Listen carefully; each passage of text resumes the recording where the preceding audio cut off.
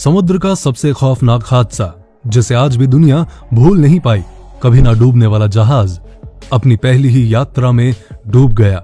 दुनिया का सबसे बड़ा जहाज अटलांटिक महासागर की गोद में समा गया। आखिर पता चल ही गया टाइटैनिक के डूबने का रहस्य। टाइटैनिक एक ऐसा जहाज था जिसकी कहानी आज भी पूरी दुनिया में सुनाई जाती है। किताबों के द्वारा, कहानियों के द्वारा लोगों को बताई जाती है कि किस तरह एक शक्तिशाली जहाज पानी में डूब जाता है। इस कहानी को टाइटैनिक नाम की फिल्म के द्वारा लोगों के सामने रखा गया, जिसे देखकर लोग आज भी भावुक उठते हैं।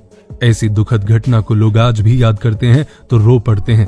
आज की इस वीडियो में मैं आपको बताऊंगा कि ऐसा क्या हुआ था उस वक्त टाइटैनिक के अंदर कि उस जहाज के बीच से दो टुकड़े हो गए और देखते ही देखते जहाज पानी में डूब गया।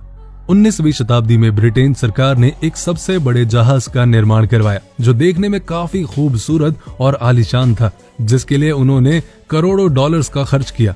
इस जहाज को बनाने का जिम्मा उन्होंने वाइट स्टार लाइन कंपनी को दिया। लगभग 15,000 इंजीनियर्स ने और 3,000 कारीगरों ने कड़ी मेहनत करने के बाद 26 महीनों के अंदर इस भव्य और आलीशान जहाज को तैयार किया।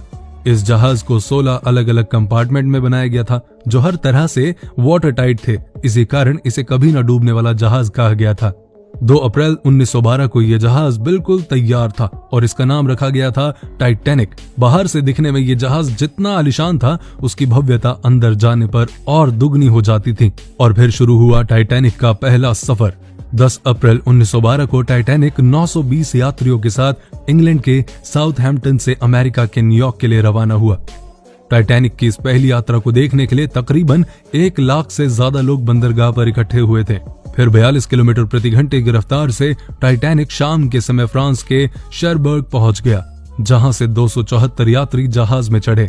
फिर टाइटैनिक क्वींसटाउन आयरलैंड पहुंच गया, जहां से टाइटैनिक ने 123 यात्रियों को लिया और अपने अंतिम सफर न्यूयॉर्क के लिए रवाना हो गया। फिर जहाज के कैप्टन को रास्ते में एक हिमशिला होने की चेतावनी मिली, लेकिन फिर भी जहाज के कैप्टन ने जहाज की स्पीड को कम नहीं किया और जहाज पानी को चीरता हुआ तेज गति से अपनी मंजिल की ओर बढ़ता चला गया। रात होने तक जहाज के कैप्टन को अन्य 6 जहाजों के द्वारा चेतावनी भी दी गई, लेकिन कैप्टन उस जहाज को न केवल सबसे बड़ा बल्कि सबसे तेज गति वाला जहाज होने का रिकॉर्ड दिलवाना चाहते थे। इसीलिए उन्होंने जहाज की स्पीड को कम नहीं किया और जहाज के 2 क्रू मेंबर्स को फ्रेडरिक फ्लीट और वैगनर ली को जहाज के ऊपर निगरानी के लिए तैनात किया। तब अंधेरी रात में केवल तारों की रोशनी में ही इन दोनों को खतरे का अंदाजा लगाना था, क्योंकि उस रात आसमान में चांद नहीं निकला था। फिर अचानक 11:39 पर फ्रेडरिक को एक काला सा पहाड़ दिखाई दिया और उनको समझ आ गया कि ये कोई बहुत बड़े खतरे की निशानी है। उसने एक पल भी ना गवाया और खतरे की चेतावनी देते हुए 3 बार घंटा बजा दिया और तुरंत कैप्टन को टेलीफोन पर सूचित किया। उसने कहा कि बर्फ की चट्टान बिल्कुल सामने है, जिसे सुनकर सब घबरा गए और जल्दबाजी में जहाज को मोड़ने की कोशिश करने लगे। कैप्टन ने जहाज को उस हिमशिला से दूर ले जाने की बहुत कोशिश की, लेकिन दुर्भाग्यवश 11:40 पर जहाज के दाएं तरफ का निचला हिस्सा उस हिमशिला से बहुत जोर से टकरा गया, जिससे 3rd क्लास में सफर करने वाले यात्रियों को एक जोरदार झटके का एहसास हुआ। जहाज को अचानक से रोक दिया गया और ये खबर सब यात्रियों में फैल गई, जिससे पूरे जहाज में खौफ का माहौल बन गया। हिमशिला से टकराने के कारण जहाज के निचले भाग में लगी प्लेट्स टूट गई थीं।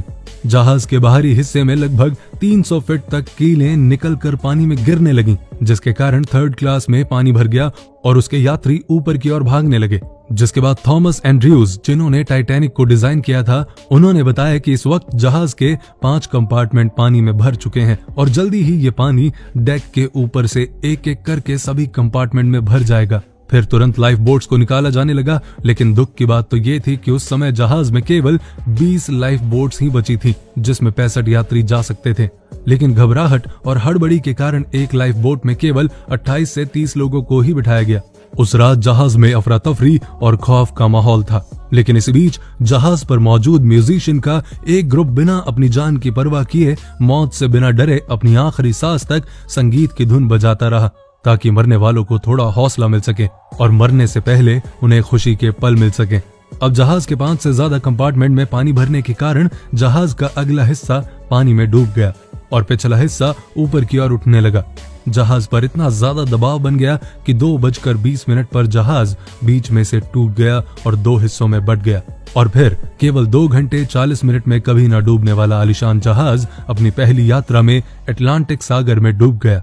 खौफ की इस दुखद घटना में 1517 लोगों की जान चली गई, जिसका कारण उनका पानी में डूबना नहीं बल्कि सागर का पानी 2 डिग्री सेल्सियस ठंडा होने के कारण ठंड से जमकर मर गए थे लोग। इस हादसे में केवल 710 लोग ही बच पाए थे, जिन्हें टाइटैनिक के डूबने के 2 घंटे के बाद बचा लिया गया था।